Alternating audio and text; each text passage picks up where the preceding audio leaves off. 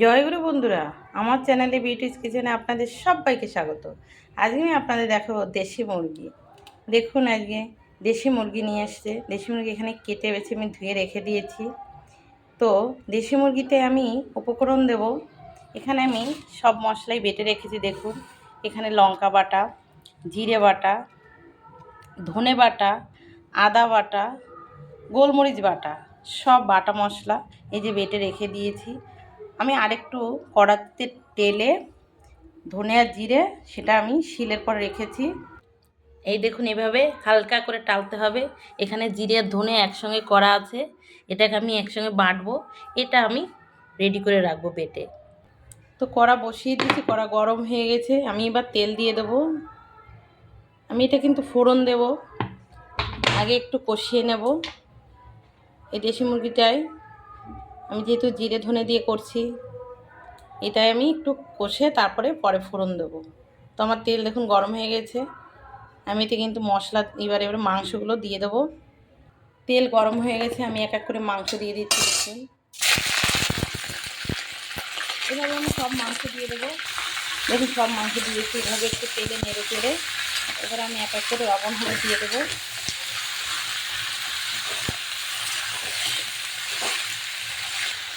আমি দিয়ে দেবো লবণ, আলাদা লবণ দেবো, দিয়ে দেবো হলুদ, দিয়ে এবার এটাকে আমি মাংসটাকে নেড়ে চেড়ে আস্তে আস্তে নাড়তে নাড়তে জল বেরিয়ে যাবে। তারপরে আমি এক এক করে সব মশলা দেবো। এর মশলা কিন্তু আগে তেলে কষানো লাগে না। যদি আপনারা দেশি মুরগি কখনো আনেন, এভাবে তেলে আগে মাংসটা ছেড়ে দিয়ে এভাবে কিন্তু করবেন। লবণ হলুদ দেওয়ার পরে আস্তে আস্তে একটা করে মশলা দিয়ে কষাতে হবে। কোনো তেলে মশলা কষিয়ে দেওয়া লাগবে না। এই দেখুন, এবার আমি দিয়ে দেবো সব বাটাগুলো। দিয়ে দেবো আদা বাটা, দিয়ে দেবো জিরে বাটা, দিয়ে দেবো ধনে বাটা, দিয়ে দেবো লঙ্কা বাটা, দিয়ে এবার সব একসঙ্গে এবার আমি এভাবে কষিয়ে নেব।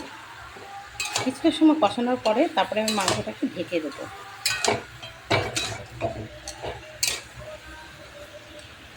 কষাতে কষাতে একটু মশলা মেখে যাবে। দেখুন, মশলা একদম মাংস সুন্দরভাবে মাখানো হয়ে গেছে। এবার আমি ঢেকে দেবো। অল্প আঁচে ঢেকে এবার মাংসটাকে কষাবো। আমার কষানো হয়ে গেছে। আমি জল দিয়ে দিয়েছি। ভুলে গেছিলাম এই শটটা দেখাতে, তো আমি জল দিয়েছি, কিন্তু কষানো খাওয়ার জন্য রেখেছি সেটাই দেখিয়ে দিচ্ছি। এই যে দেখুন, আজকে কষানো খাওয়া হবে।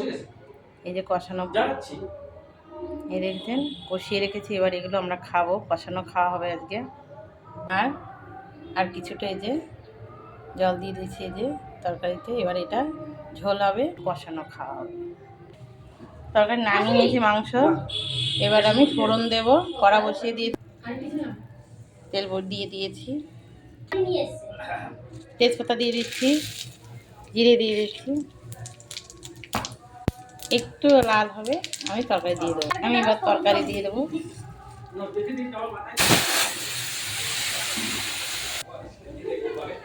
ফোড়ন দিয়েছি, এবার আমি দিয়ে দেবো ভাজা জিরে ধনে ভাজা বাটাটা দিয়ে দেবো।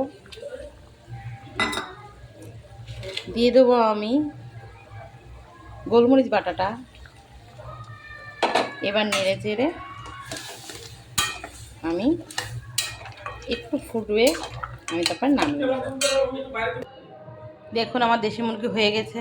দেখেছেন, কষা কষাই করেছি একদম। তো আমার এই রেসিপিটা যদি ভালো লেগে থাকে তাহলে please please please like share comment করতে কিন্তু ভুল করবেন না। সাবস্ক্রাইবটা করে দেবেন। জয় গুরু।